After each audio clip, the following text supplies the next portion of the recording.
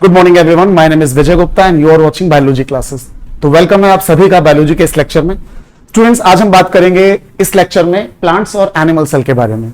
आप सबको पता है कि साइटोलॉजी चैप्टर में मैंने आपको प्लांट सेल के बारे में पढ़ाया हुआ है। ये जो प्लांट सेल होती है एनिमल सेल से किन किन मायनों में डिफरेंट होती है, इस बारे में आज हम बात करने जा रहे हैं। तो चलिए वीडियो को शुरू करते हैं। सबसे पहले आप देख पा रहे होंगे मैंने यहाँ पर दो डायग्राम्स बनाए हुए हैं। एक तरफ आपको दिख रही है एनिमल सेल और एक तरफ दिख रही है आपको प्लांट सेल। दोनों के अंदर अलग अलग डिफरेंट ऑर्गेनेल्स भी आपको दिखाई पड़ रहे हैं। तो हम इनका कंपैरिजन करेंगे जिससे हमें यह पता चलेगा कि प्लांट सेल और एनिमल सेल में बेसिकली क्या क्या डिफरेंस होते हैं। तो सबसे पहले आप देखिए यहां पर वन बाय वन एक एक करके। सबसे बाहर की तरफ होती है student cell membrane.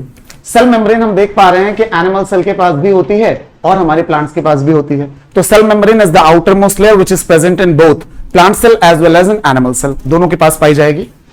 Cell membrane के बाद हम आते हैं बाहर। तो प्लांट में हम देख पाते हैं कि एक और चीज मिल रही है जिसको हम कह रहे हैं सेल वॉल। ये सेल वॉल सेलुलोज से बनी होती है और ये सिर्फ और सिर्फ प्लांट्स में पाई जाती है। एनिमल्स के पास कभी भी सेल वॉल नहीं होती है। तो हमें यहां पर पहला डिफरेंस क्या मिला है कि सेल मेम्ब्रेन तो दोनों के पास है बट सेल वॉल केवल प्लांट्स के पास पाई जाती है जो कि सेलुलोज से बनी हुई होती है। अब अन्य चीजों की बात करें तो यहां पर आपको दिख रहा होगा कि अंदर की तरफ एक लिक्विड भरा हुआ है और लिक्विड को हम क्या बोलते हैं, साइटोप्लाज्म, कोशिका द्रव्य। तो दोनों ही के पास अंदर एक लिक्विड भरा है जैसे हमने नाम दिया है साइटोप्लाज्म, दोनों में पाया जा रहा है। इसके बाद आप देख पा रहे हैं यहां और यहां दोनों सेल्स में आपको एक इंपॉर्टेंट सेल ऑर्गेनल दिख रहा है जिसका नाम है माइटोकॉन्ड्रिया। आपको बता दूं स्टूडेंट्स, माइटोकॉन्ड्रिया जिसे हम power house of the cell भी कहते हैं, इस पर मैंने एक सेपरेट वीडियो भी बनाया हुआ है, लिंक आपको डिस्क्रिप्शन में मिल जाएगा, आप उसे जरूर से देख लें क्योंकि माइटोकॉन्ड्रिया एक बहुत ही इंपॉर्टेंट टॉपिक है। माइटोकॉन्ड्रिया दोनों में है लेकिन देखने वाली बात यह है कि एनिमल्स को एनर्जी ज्यादा चाहिए होती है, इसलिए हम देख पा रहे हैं कि एनिमल सेल में माइटोकॉन्ड्रिया की संख्या ज्यादा है जबकि प्लांट्स को उतना काम नहीं करना है हमारे जितना। तो इसलिए प्लांट्स में क्या होता है, जो माइटोकॉन्ड्रिया है उनकी संख्या क्या होती है, कम होती है। इसके बाद हम आगे देखते हैं, एक इंपॉर्टेंट ऑर्गन यहां पर दिख रहा है जिसका नाम लिखा हुआ है डेस्मोसोम। आपको बता दूं स्टूडेंट्स, ये जो डेस्मोसोम होता है it is only present in animal cell, वो भी हर जगह पर नहीं, कुछ ही जगह पर होता है। इसका क्या फंक्शन है आगे बताया जाएगा आपको। तो डेस्मोसोम हो गया जो कि आप देख पा रहे हैं कि एनिमल सेल में तो है लेकिन प्लांट सेल में नहीं है। अब अगली चीज पर ध्यान दें, दोनों के सेंटर में आपको न्यूक्लियस दिख रहा है। लेवलिंग मैंने एक जगह की है, बोर्ड ऑलरेडी बहुत कंजेस्टेड हो गया था। तो अब न्यूक्लियस के बारे में बात करते हैं। आप सबको पता है कि सेल के सेंटर में एक इंपॉर्टेंट ऑर्गन है जिसका नाम है न्यूक्लियस, हिंदी में आप इसे कहते हैं केंद्रक। और आपको बता दूं ये जो केंद्रक होता है इसे सेल का ब्रेन कहा जाता है क्योंकि सेल के अंदर जो भी चीजें बननी है, जो भी डिसीजंस होने हैं वो सारे न्यूक्लियस के द्वारा ही लिए जाते हैं।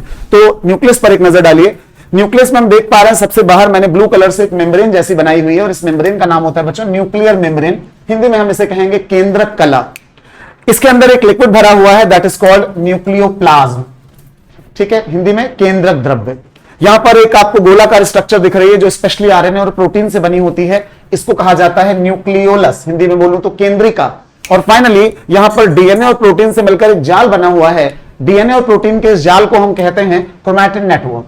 अब ये जो क्रोमैटिन नेटवर्क होता है स्टूडेंट्स, ये आप देख पा रहे हैं कहीं कहीं पे मैंने डार्क बना दिया और कहीं पे पतला बना हुआ है। जहां पे चौड़ा बनाया है डार्क कलर का दिख रहा है दैट इज कॉल्ड हेट्रोक्रोमैटिन, और जो पतला सा है उसको कहते हैं यूक्रोमैटिन। ये डिस्क्रिप्शन हम आगे देंगे आपको। तो ये तो मैंने न्यूक्लियस के बारे में सारी बातें बता दी।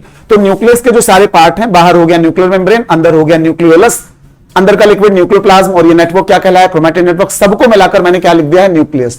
तो nucleus is the central part most of the time in a cell, और दोनों में हमने देखा कि न्यूक्लियस किस तरीके से है। आगे देखते हैं, न्यूक्लियस के चारों तरफ आपको ये ग्रीन कलर की कुछ पतली पतली ट्यूब्यूल्स जैसी दिखाई पड़ रही हैं।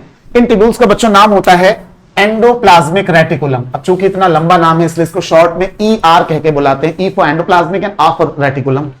तो ये जो एंडोप्लाज्मिक रेटिकुलम होती है ना, हिंदी में कहा जाता है अंतःप्रद्रव्य जालिकाएं, और ये न्यूक्लियस के चारों तरफ होती हैं, दोनों में आपको दिखाई पड़ रही होंगी और इसी तरीके से एक नेटवर्क जैसा बना के फैल जाती हैं। इन पर मैं सेपरेट वीडियो बनाकर इनकी डिटेल आपको दूंगा। एंडोप्लाज्मिक रेटिकुलम जो होती हैं उनके ऊपर आपको ये जो दाने दानेदार स्ट्रक्चर दिख रही हैं, इनका नाम होता है बच्चों राइबोसोम। तो राइबोसोम पाए जाते हैं एंडोप्लाज्मिक रेटिकुलम पर, लेकिन ऐसा बिल्कुल जरूरी नहीं है कि सारी एंडोप्लाज्मिक रेटिकुलम पर राइबोसोम होंगे। कुछ जगह पर आप देखिए मैंने राइबोसोम बनाए हैं और कुछ जगह पर मैंने राइबोसोम नहीं भी बनाए हैं। ये दो तरह की होती हैं, कुछ जिन पर राइबोसोम है और कुछ जिन पर राइबोसोम नहीं है। इसके अलावा जो राइबोसोम है वो हमारी प्लांट सेल, एनिमल सेल दोनों में आप देख पा रहे हैं साइटोप्लाज्म में जगह जगह पर मैंने दिखाए हैं। तो राइबोसोम की दो जगह हैं, एक तो ER के किनारों पर लगे हुए हैं राइबोसोम, और दूसरे आप देख पा रहे हैं साइटोप्लाज्म में यहां पर, यहां पर, यहां पर कई जगह पर मैंने राइबोसोम को छोटे छोटे ग्रुप्स में बनाया हुआ है। तो ये बात मैंने कर ली राइबोसोम की। इसके बाद हम आते हैं अगले ऑर्गेनेल पर, जिसका नाम है बच्चों गाल्जी कॉम्प्लेक्स। इसको गाल्जी कॉम्प्लेक्स कहिए, गाल्जी बॉडी कहिए, गाल्जी अपर्चर कहिए, गाल्जी अपरेटस कहिए, सारे नाम इसी के हैं। इसकी खोज एक्चुअली एक वैज्ञानिक ने की थी जिनका नाम था कैमिलो गॉल्जी, और अपने नाम के आधार पर ही इन्होंने इसका नाम रख दिया गाल्जी बॉडी। गाल्जी बॉडी जो होता है वो प्लांट और एनिमल दोनों सेल्स में है, लेकिन एनिमल सेल जो हमने बनाई है यहां पर गाल्जी बॉडी ज्यादा डेवलप होता है, डिस्टिंक्ट होता है, बिल्कुल स्पष्ट दिखाई पड़ता है। और प्लांट्स में ये थोड़ा सा कम डेवलप होता है, स्कैटर्ड होता है, बिखरा रहता है, और यहां पर इसका नाम भी बदल जाता है, बदल नहीं जाता है, मैं कह सकता हूं एक और नाम दे दिया जाता है जिसको हम बोलते हैं डिक्टियोसोम। तो गाल्जी बॉडी दोनों को कह सकते हैं, लेकिन प्लांट सेल के गाल्जी बॉडी को हम डिक्टियोसोम भी कह सकते हैं। It is well developed in animal cell while scattered in the plant cell. Okay, तो it was all about the Golgi body. अब यहां पर कुछ और चीजें भी हमें देखनी है। जैसे आप देख पा रहे हैं एनिमल सेल में ये दो स्ट्रक्चर आपको दिखाई पड़ रहे हैं यहां पर, इन दोनों को मिलाकर कहते हैं सेंट्रोसोम। सेंट्रोसोम ये भी एक इंपॉर्टेंट सेल ऑर्गेनेल है। सेंट्रोसोम जो होता है स्टूडेंट्स वो सिर्फ और सिर्फ एनिमल सेल में मिलता है, प्लांट्स में आपको सेंट्रोसोम जनरली नहीं मिलेगा। और आपको बता दूं ये दो होते हैं, एक सामने, अच्छा इनका जो शेप होता है वो सिलेंड्रिकल होता है, बेलनाकार। तो कोई भी चीज अगर सिलेंड्रिकल है तो हम सामने से देखेंगे तो ऐसे दिखाई पड़ेगी, और अगर ऐसे करके देखेंगे तो गोल दिखाई पड़ेगी। तो हमने दोनों बना दिए, एक हमने गोल करके दिखा दिया और एक हमने सिलेंड्रिकल दिखा दिया, दोनों को मिलाकर कहते हैं सेंट्रोसोम। एक अकेले को कहा जाता है सेंट्रियोल। हिंदी में बोलूं तो सेंट्रोसोम को हिंदी में कहेंगे तारक केंद्र, सॉरी तारक काय, और सेंट्रियोल को कहेंगे तारक केंद्र। सेंट्रियोल और centrosome are present only in animal cell, absent in plant cell. इसके बाद कुछ और चीजें हैं। प्लांट सेल की सबसे स्पेशल चीज क्या है कि इनके पास प्लास्टिड होते हैं। प्लास्टिड को कहते हैं हिंदी में लवक। लवक, जैसे कि आपको पता है कि प्लांट्स अलग अलग कलर के होते हैं, आपको कई बार पत्तियों का रंग हरा दिखाई पड़ता होगा, फूल आपको कभी पीले, कभी नीले, कभी लाल, कभी गुलाबी। तो प्लांट्स के पास ये जो कलर आते हैं, इतने सारे वैरायटी में कलर, ये सब किसकी वजह से आते हैं? प्लास्टिड की वजह से, जिन्हें हम हिंदी में लवक कहते हैं। तो प्लास्टिड अलग अलग भागों में कैटेगराइज भी हैं, इस पर भी मैंने वीडियो बना रखा है, उसे भी आप देख लें तो आपको पता चलेगा कि प्लास्टिड 3 टाइप के होते हैं। अवर्णी लवक ल्यूकोप्लास्ट, वर्णी लवक क्रोमोप्लास्ट, और हरित लवक यानी कि क्लोरोप्लास्ट। हम यहां पर क्लोरोप्लास्ट की स्पेशली बात कर रहे हैं, जो पौधों को हरा रंग देते हैं क्योंकि इनके पास क्लोरोफिल होता है। तो ये जो मैंने बनाए हुए हैं इनको हम कहेंगे प्लास्टिड या क्लोरोप्लास्ट। और इनके बारे में बहुत इंपॉर्टेंट क्वेश्चन कि क्लोरोप्लास्ट और plastids are the largest cell organelle. कोशिका के अंदर पाए जाने वाले सबसे बड़े कोशिकांग कौन से होते हैं? तो आपको याद रखना है कौन सा कोशिकांग सबसे बड़ा होता है? क्लोरोप्लास्ट बड़ा होता है। दूसरे नंबर पर कौन सा ऑर्गन होता है साइज के हिसाब से? तो माइटोकॉन्ड्रिया होता है। ये दोनों आप याद कर लें। और एक चीज अगर कभी आपसे पूछी जाए कि सबसे छोटा सेल ऑर्गेनेल कौन है, तो that is called ribosome. Cell के अंदर सबसे छोटा ऑर्गेनेल कौन सा होता है? राइबोसोम होता है। तो ये बात हो गई प्लास्टिड की। अब अगली चीज हम देखते हैं, यहां पर आपको 2 बड़े बड़े ये स्पेस दिख रहे हैं जिनको कहा जाता है वैक्यूल। हिंदी में बात करूं तो रिक्तिकाएं बोलेंगे आप इन्हें। ये कैसे बनती हैं? जैसे जैसे सेल अपने आकार में बड़ी होती है वैसे वैसे साइटोप्लाज्म बन नहीं पाता, तो बीच में कुछ खाली जगह छूट जाती है, और इस खाली जगह को हम क्या बोलते हैं? वैक्यूल या रिक्तिका। ये वैक्यूल्स प्लांट सेल में हमेशा पाई जाती है और बड़ी बड़ी होती है। लेकिन अगर बात करूं एनिमल सेल की तो कई बार तो ये एब्सेंट होती हैं, और कई बार अगर होती भी हैं तो छोटी छोटी होती हैं। मैंने जहां पर भी इनको बनाया है डॉटेड लाइन से, इनको लिखा है स्मॉल वैक्यूल्स। तो स्मॉल वैक्यूल्स होती हैं, जबकि प्लांट सेल में क्या होती हैं? बड़ी बड़ी वैक्यूल्स होती हैं। ठीक है, इसके बाद आप देखेंगे एक इंपॉर्टेंट ऑर्गन और आ गया आपके सामने जिसका नाम है लाइसोसोम। आपको बता दूं जो लाइसोसोम होता है स्टूडेंट्स, वो केवल और केवल पाया जाता है कहां? एनिमल सेल में, प्लांट सेल में नहीं होता। ठीक है, इसके बाद मैंने वैक्यूल्स बताई दी। आखिरी चीज क्या यहां पर दिख रही है आपको नीचे? एक नाम स्टोर्ड फूड। अब आपको पता है कि हम सभी के सेल में भोजन कहीं ना कहीं स्टोर जरूर होगा, अलग अलग रूप में। जैसे अगर प्लांट्स की बात करें तो प्लांट में भोजन किस रूप में स्टोर होता है? स्टार्च के फॉर्म में। हम लोगों की बॉडी में भोजन किस रूप में स्टार्च होता है? सेल्स के अंदर ग्लाइकोजन के फॉर्म में। अलग अलग एनिमल्स में, अलग अलग एल्गी में, हर जगह पर भोजन अलग अलग तरह से स्टोर होता है। तो यहां पर हमने लिख दिया है स्टोर्ड फूड। तो कहीं कहीं पर हम छोटा छोटा फूड दिखा देंगे और उसको बोल देंगे स्टोर्ड फूड। तो ये हमारा हो गया स्टोर्ड फूड। ठीक है, स्टोर्ड फूड अगर हम एनिमल की बात कर रहे हैं तो हमने लिखा है स्टोर्ड फूड। प्लांट की बात करें तो हमने लिख रहा है स्टार्च ग्रेन्यूल, मतलब प्लांट्स में भोजन स्टार्च के रूप में स्टोर होता है। ठीक है, फिर यहां पर एक नाम आपको दिख रहा है लाइसोसोम। मैंने भी इसके बारे में बताया था, एक इंपॉर्टेंट बात मैं नहीं बता पाया इसके बारे में, वो याद कर लें। Lysosomes are also known as suicidal bags of the cell. Lysosome को कोशिका के आत्महत्या के थैले कहा जाता है।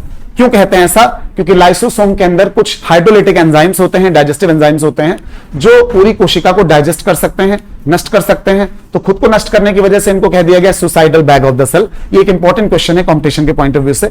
आपसे पूछा जाता है कि कोशिका के आत्महत्या के थैले किसको कहा जाता है? आपका आंसर होगा lysosome. Which organelle is known as the suicidal bag of the cell? आपका आंसर लाइसोसोम। तो इतनी बातें करने के बाद में कुछ एक दो बातें और बचती हैं जिन्हें मैं आपको बता रहा हूं। यहां पर देख पा रहे हैं कि प्लांट सेल में ये बीच बीच में मैंने कुछ गैपिंग जैसे दिखाई हुई है सेल वॉल के बीच में।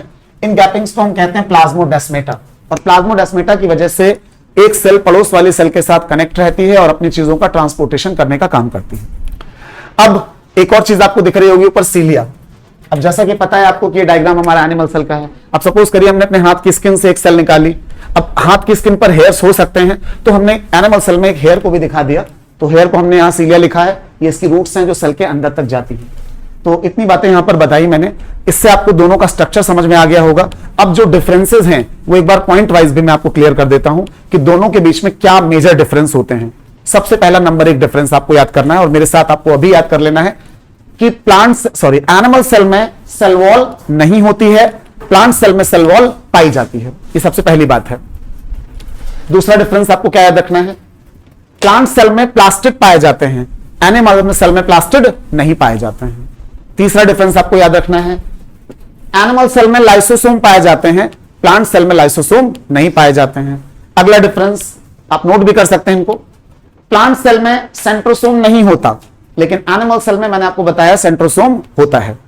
अगला डिफरेंस, प्लांट सेल में वैक्यूल्स बड़ी बड़ी होती हैं और एनिमल सेल में वैक्यूल्स या तो एब्सेंट होती हैं या फिर जो है छोटी छोटी होती हैं। तो इतने सारे डिफरेंसेस आपको पता हो गए। एक और डिफरेंस है जो बोर्ड के बिना ही मैं आपको बता रहा हूं, मतलब बिना डायग्राम ड्रॉ किए।